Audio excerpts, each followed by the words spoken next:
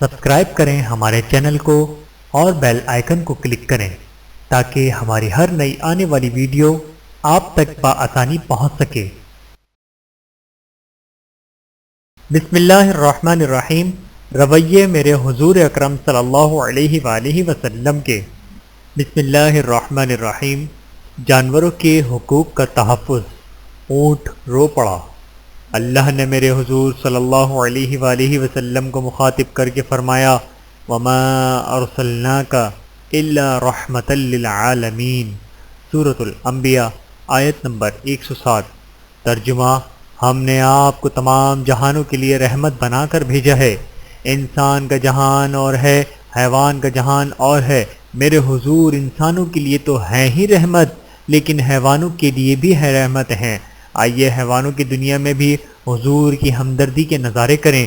ابو داؤد کتاب الجہاد میں ہے، حضرت عبداللہ بن جعفر رضی اللہ تعالیٰ عنہ بیان کرتے ہیں، آپ صلی اللہ علیہ وآلہ وسلم ایک مرتبہ ایک انصاری کے باغ میں تشریف لے گئے۔ وہاں ایک اونٹ تھا۔ اس نے جو ہی اللہ کے رسول صلی اللہ علیہ وآلہ وسلم کو دیکھا تو دکھ بھری آواز نکالی اور ساتھ ہی اس کی آنکھوں سے چھم چھم آنسو ٹپکنے لگے۔ اللہ کے رسول صلی اللہ علیہ وآلہ وسلم اس کے پاس چلے گئے، اس کے سر پر پرشفقت ہاتھ پھیرا، وہ خاموش ہو گیا۔ اب کہ آپ صلی اللہ علیہ وآلہ وسلم نے پوچھا، یہ اونٹ کس کا ہے؟ اتنے میں ایک انصاری جوان بھی پہنچا۔ وہ کہنے لگا، جی یہ میرا ہے اے اللہ کے رسول صلی اللہ علیہ وآلہ وسلم۔ اس پر آپ صلی اللہ علیہ وآلہ وسلم نے اسے ڈانٹ پلاتے ہوئے کہا، اللہ نے تجھے اس اونٹ کا مالک بنایا ہے، تجھے اس حیوان کے بارے میں اللہ سے ڈر نہیں لگتا؟ اس نے ابھی میرے پاس شکوہ کیا ہے کہ تو اسے بھوکا رکھتا ہے جبکہ مشقت پوری لیتا ہے اور اسے تھکا دیتا ہے۔ ابو داؤد کتاب الجہاد میں ہی ہے۔ ایک اور حدیث ہے، حضرت سہیل بن حنظلہ رضی اللہ تعالیٰ عنہ بتلاتے ہیں کہ اللہ کے رسول صلی اللہ علیہ وآلہ وسلم ایک اونٹ کے قریب سے گزرے، کیا دیکھا کہ بھوک کی وجہ سے اس کا پیٹ اس کی کمر سے لگ رہا ہے۔ اس پر آپ صلی اللہ علیہ وآلہ وسلم نے ایسے لوگوں کو مخاطب کر کے فرمایا، ان بے زبان جانوروں کے بارے میں اللہ سے ڈر جاؤ، ان پر سواری کرو تو اچھے انداز سے، انہیں چارہ کھلاؤ تو بہتر طریقے سے۔ لوگوں، میرے حضور اس قدر سراپا رحمت اور ہمدرد ہیں کہ اونٹ بھی میرے حضور کو اپنے دکھڑے سناتا ہے، اور جو نہیں سناتا اس پر میرے حضور کی نظر پڑ جاتی ہے تو قیامت تک کے لیے ان جانوروں کے ساتھ حسن سلوک کا حکم دے دیا۔ سواری کرنے میں بھی حسن سلوک کا حکم اور چارہ ڈالنے میں بھی حسن سلوک کا حکم کہ سواری کرو تو اس کی استطاعت کے مطابق مسافت طے کرو، تو اس کی ہمت کے مطابق، اور چارہ بھی اسے چراؤ تو اسے رجاؤ۔ ابو داؤد کتاب الجہاد اور مسلم کتاب الامارہ میں ہے، حضرت ابو ہریرہ رضی اللہ تعالیٰ عنہ بتلاتے ہیں کہ اللہ کے رسول صلی اللہ علیہ وآلہ وسلم نے صحابہ کو تلقین کرتے ہوئے فرمایا، جب تم سرسبز و شاداب علاقوں میں سفر کرو تو اونٹوں کو ان کا حق دو، اور جب تم بنجر و ویران علاقوں میں سفر کرو تو چلنے میں جلدی کرو۔ اللہ اللہ، میرے حضور کی ہمدردی دیکھو۔ ارے انسانوں، تمہارے سامنے لذیذ کھانا رکھا ہو اور تمہیں کھانے نہ دیا جائے تو تم پہ کیا گزرے گی؟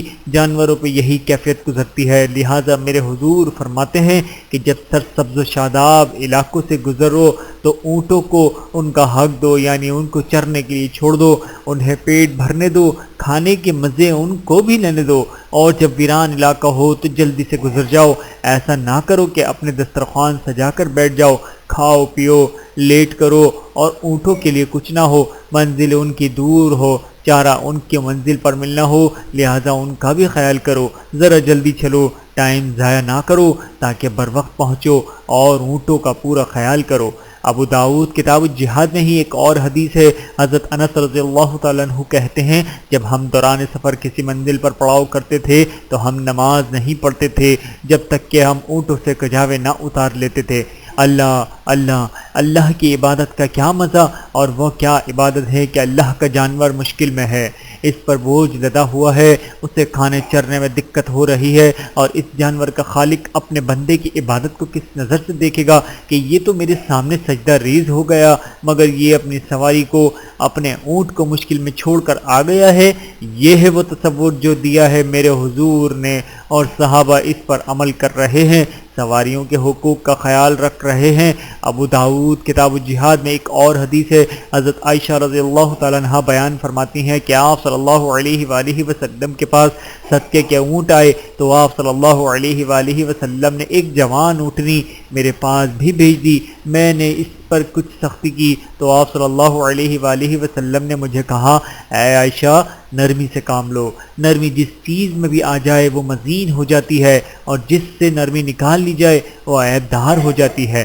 ابن ماجہ کتاب الادب میں ہے، حضرت سراقہ بن جاشم رضی اللہ تعالیٰ عنہ کہتے ہیں، میں نے اللہ کے رسول صلی اللہ علیہ وآلہ وسلم سے پوچھا کہ ایک گمشدہ اونٹ میرے حوض پر آ جاتا ہے، وہ حوض میں نے اپنے اونٹوں کو پانی پلانے کے لیے تیار کیا ہے، کیا مجھے کوئی ثواب ملے گا اگر میں اسے پانی پلا دوں؟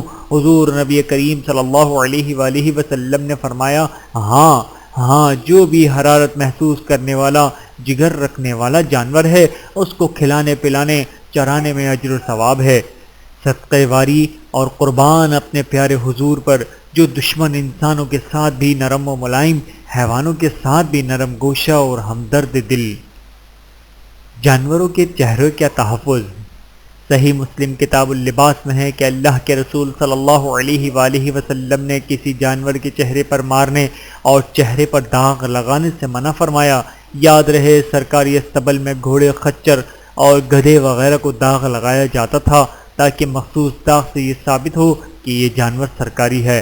آج کے ترقی یافتہ دور میں بھی دنیا کی ہر فوج کے استبل خانے میں سعودیہ، پاکستان، فرانس، امریکہ، برطانیہ اور انڈیا وغیرہ کے ممالک میں آج بھی ان کی افواج کے استبل خانے موجود ہیں جہاں جانور کو داغ لگایا جاتا ہے۔ یہ داغ لوہے کی کسی شے کو گرم کر کے لگایا جاتا ہے، نمبر بھی لگائے جاتے ہیں تاکہ گنتی میں آسانی رہے۔ یہ داغ جانوروں کے چہرے پر لگائے جاتے ہیں۔ میرے حضور نے گھوڑے، خچر، اونٹ، گدھے اور گائیں، بکری وغیرہ کا چہرہ بچایا، اسے محفوظ کیا۔ نہ صرف داغ لگانے سے بچایا بلکہ چہرے پر چانٹا، کھوڑا یا مکہ اور تماچا وغیرہ بھی مارنے سے منع فرمایا۔ حضرت جابر رضی اللہ تعالیٰ عنہ دوسری اور اگلی روایت میں مزید بتلاتے ہیں کہ ایک بار ایسا ہوا کہ اللہ کے رسول صلی اللہ علیہ وآلہ وسلم کے سامنے سے گدھا گزرا، اس کے منہ پر داغا گیا تھا۔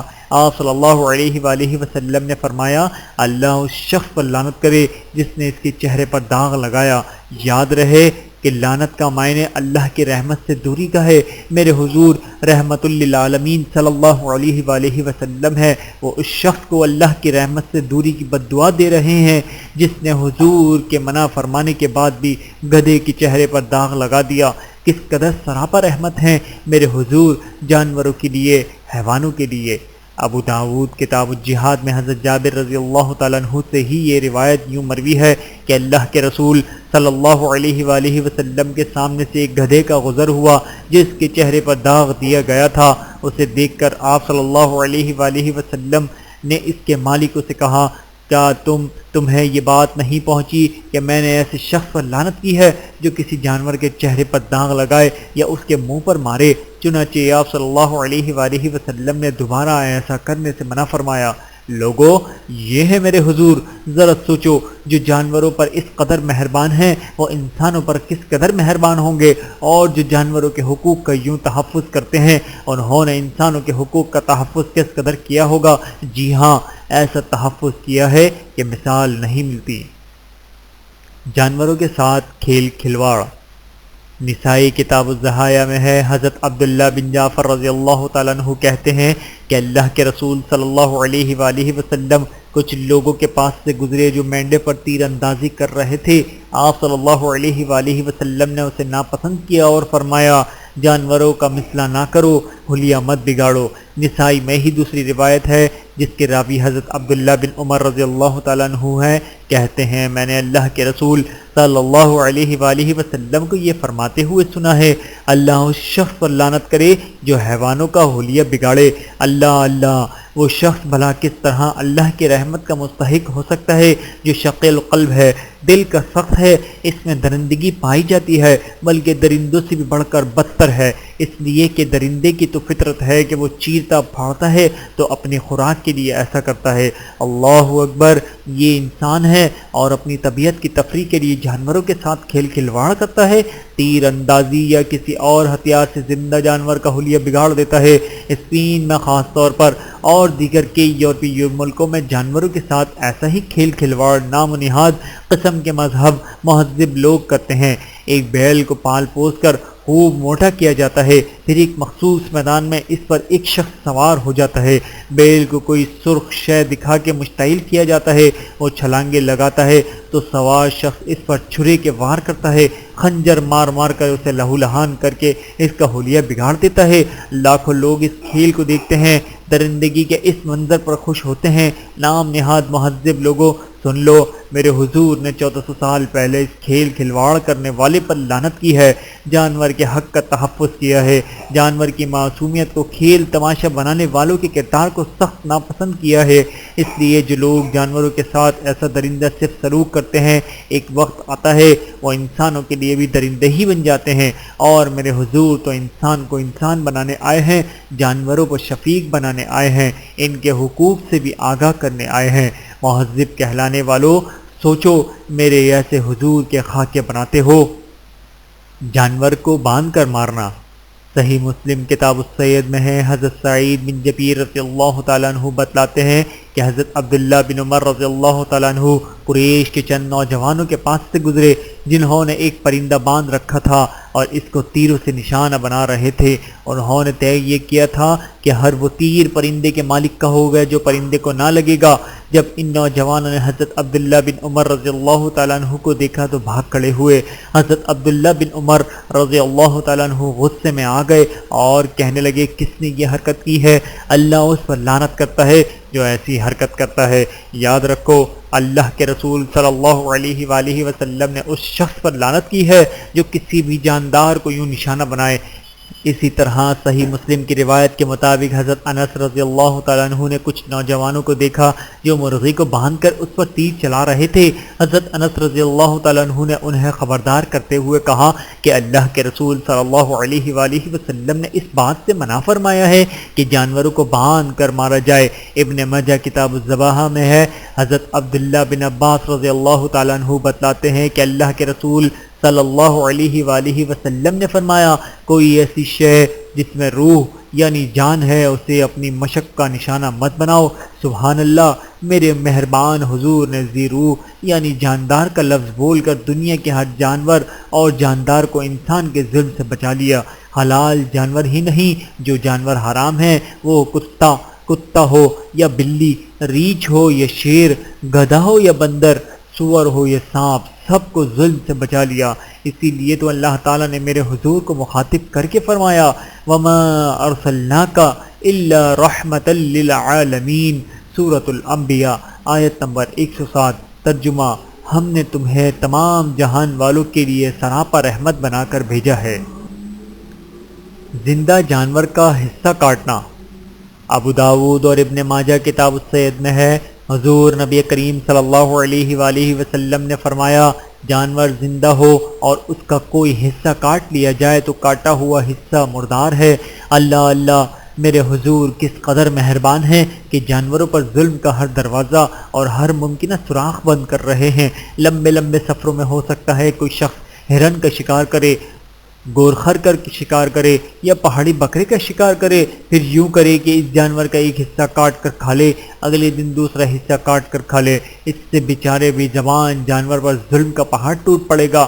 بعض اربوں کے بارے میں ہے کہ ان کا کوئی شخص اپنے دمبے کی چکی کاٹتا ہے اور اسے پکاتا ہے، کٹی ہوئی جگہ پر دوائی لگاتا ہے اور دمبا بھی محفوظ رہتا ہے، یا اونٹ کے کوہان کے ساتھ بھی ایسے ہی کرتا ہے۔ الغرض میرے حضور نے واضح کر دیا کہ اگر کسی ظالم نے ایسے کیا، اس کے دل میں ایسا خیال پیدا ہوا اور وہ ایسی ظالمانہ حرکت کرے گا تو جو کھائے گا وہ مردار کھائے گا، وہ دمبے کی چکی، اونٹ کی کوہان یا چھتری کی ٹانگ نہیں کھائے گا بلکہ مردار کھائے گا۔ صدقے اور قربان اپنے پیارے حضور پر کہ وہ انسان اور جن ہی کے لیے رحمت بن کر نہ آئے، جانوروں کے لیے بھی رحمت بن کر آئے، حیوانوں کے لیے بھی درد بن کر آئے، اور صرف ان جانوروں کے لیے ہی رحمت بن کر نہ آئے جن کا کھانا حلال ہے، بلکہ ان جانوروں کے لیے بھی رحمت بن کر آئے جن کا کھانا حرام ہے۔ اس زمن میں میرے حضور کا ایک فرمان ملاحظہ ہو، اس فرمان کو امام مسلم کتاب الصید الذبح میں لائے ہیں، یعنی شکار اور ذبح سے متعلق امور کی کتاب۔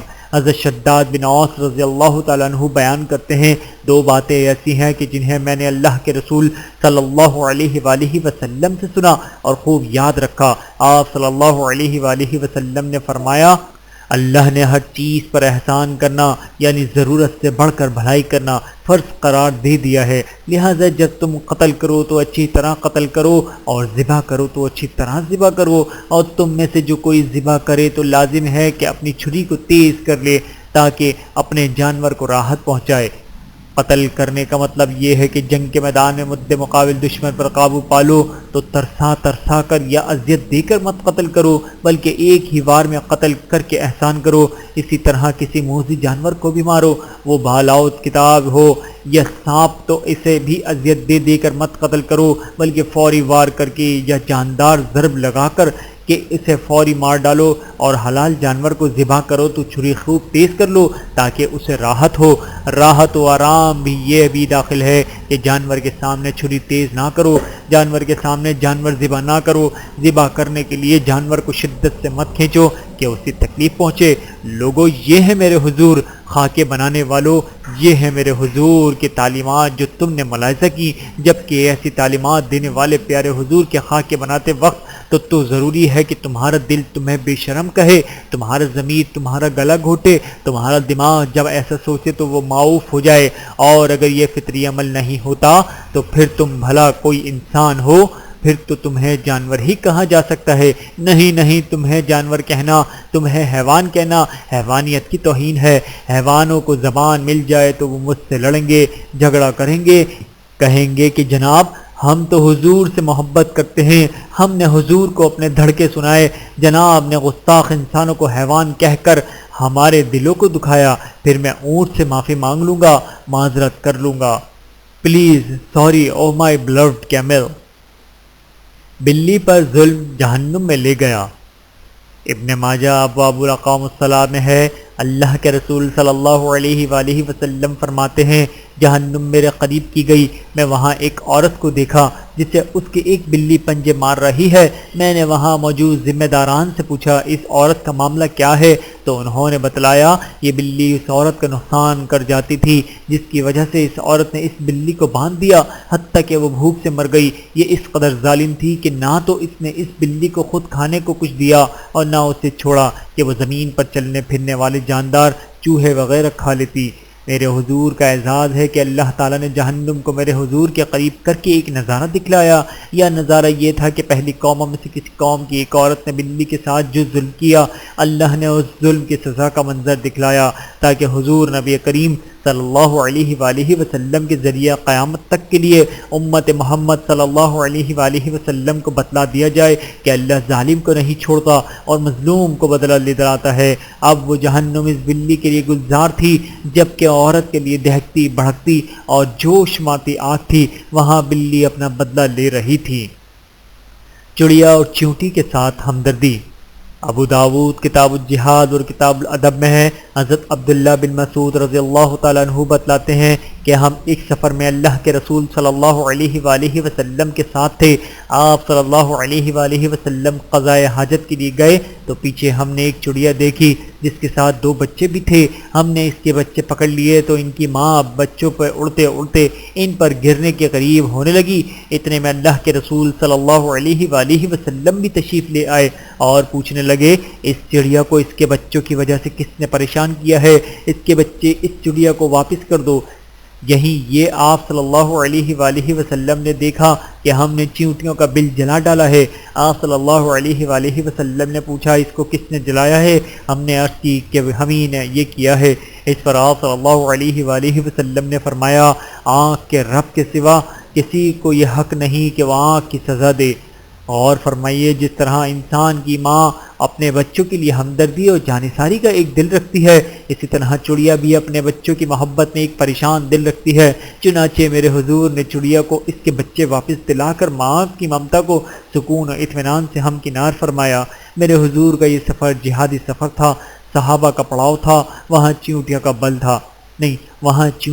تھا۔ وہ چیونٹیاں صحابہ کو پریشان کرنے لگیں تو محسوس ایسا ہوتا تھا کہ جس درخت کے نیچے وہ موجود تھے اسی درخت کے پتے بل پر رکھے ہوئے ہوں گے اور آگ لگا دی ہوگی۔ یوں چیونٹیاں جل گئیں۔ میرے حضور ناراض ہوئے کہ آگ کی سزا بڑی خوفناک اور دردناک سزا ہے، یہ سزا آگ پیدا کرنے والا رب تعالیٰ ہی دے سکتا ہے، وہ جسے چاہے دے، بندہ نہیں دے سکتا۔ اللہ اللہ، لوگ تو بستیاں جلاتے ہیں، گھروں کو آگ لگاتے ہیں، نیپام بم پھینکتے ہیں، فاسفورس بم پھینکتے ہیں جو آگ لگاتے ہیں، انسانوں کو بھسم کر دیتے ہیں۔ احمد آباد اور گجرات میں ہندو بلوائیوں نے ہزاروں مسلمانوں کے گھروں کو آگ لگا دی، عورتیں بچے جل گئے۔ مقبوضہ کشمیر میں کشمیری مسلمان لکڑی کے گھر بناتے ہیں، ہندو فوجی ان کے گھروں کو آگ لگا کر راکھ بنا دیتے ہیں۔ اسرائیل بم پھینکتا ہے اور غزہ کے گھر جل جاتے ہیں۔ اتحادیوں کے میزائل اور بم کتنے عراقی، افغانی اور پاکستانی گھروں کو آگ سے بھسم کر چکے ہیں۔ جاپان کے 2 شہروں ہیروشیما اور ناگاساکی کو امریکی ایٹم بموں نے آگ کی نظر کر دیا اور لوہا تک پانی بن گیا۔ آگ اس قدر خوفناک تھی کہ پانی بھاپ بن کر اڑ گیا۔ یاد رکھو، آگ کی سزا اس قدر بڑا گناہ ہے کہ اللہ نے اپنے ایک نبی کو بھی ڈانٹ دیا۔ میرے پیارے حضور نے ایک نبی کا واقعہ بتلاتے ہوئے آگاہ فرمایا، بخاری اور مسلم اور ابو داؤد کتاب الادب میں ہے، پہلے انبیاء میں سے ایک نبی کسی درخت کے نیچے آرام کے لیے ٹھہرے، وہاں انہیں ایک چیونٹی نے کاٹ لیا۔ انہوں نے حکم دیا کہ ان کے نیچے یہ جو بل ہے اس سارے بل کو باہر نکالا جائے، پھر حکم دیا کہ اور ان چیونٹیوں کو جلا دیا جائے۔ اس پر اللہ نے ان کی طرف وحی کی، صرف ایک ہی کو کیوں نہ مارا کہ جس نے کاٹا تھا؟ کاٹا تو تھا ایک چیونٹی نے، جبکہ تو نے چیونٹیوں کی ساری قوم ہی مار ڈالی، وہ کہ جو اللہ کی تسبیح کرتی ہے۔ غور کرو، اللہ نے ایک نبی کو بھی ڈانٹ دیا کہ جناب نے چیونٹیوں کو کیوں جلا ڈالا، اور پھر ذرا دیکھو تو اے حقوق انسانی کے دعوے کرنے والوں، میرے حضور اللہ کے آخری رسول صلی اللہ علیہ وآلہ وسلم ایک قانون بنا کر دے گئے ہیں، قیامت تک کے لیے دے گئے ہیں، اور وہ قانون یہ ہے کہ کوئی انسان کسی انسان سے خواہ کتنی ہی دشمنی رکھے وہ اسے آگ میں نہیں جلا سکتا۔ انسان تو دور کی بات ہے کسی چیونٹی تک کو آگ میں نہیں جلا سکتا۔ جی ہاں، یہ ہے میرے حضور جو انسانوں کو انسانیت کے ساتھ جینے کے ڈھنگ بتلا کر گئے ہیں۔ میرے حضور انسانیت کے محسن ہیں، وہ بتلا گئے ہیں کہ کسی چڑیا کے بچے کو اس کی ماں سے الگ نہیں کیا جا سکتا، جبکہ انسانی بچوں کو اس کی ماں سے الگ کر دیا جاتا ہے۔ ماں کی ممتا بھی تڑپتی رہتی ہے اور بچے بھی سسکتے رہتے ہیں۔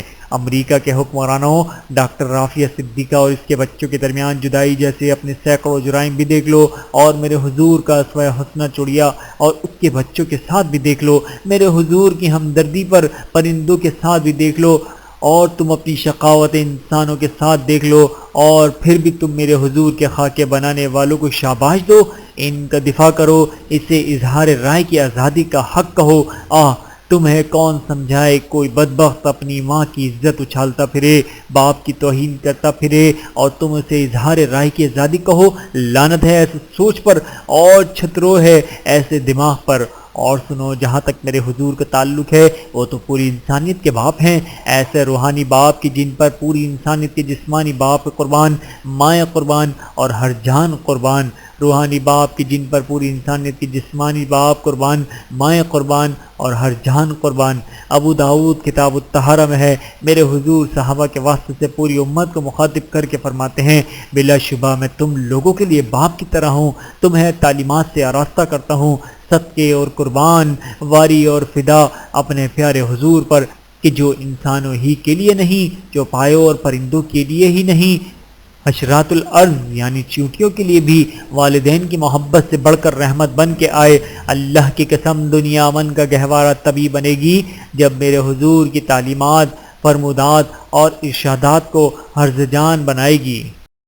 ویڈیو دیکھنے کا بہت شکریہ۔ مزید ویڈیوز دیکھنے کے لیے ہمارے چینل کو سبسکرائب کریں۔ اگر ویڈیو پسند آئے تو لائک کریں۔ اچھی بات کو دوسروں تک پہنچانا صدقہ جاریہ ہے۔ جزاکم اللہ خیرا کثیرا۔ اپنا اور اپنے پیاروں کا بہت زیادہ خیال رکھیے گا، اور مجھے دعاؤں میں یاد رکھیے گا۔ ٹیک کیئر، اللہ حافظ۔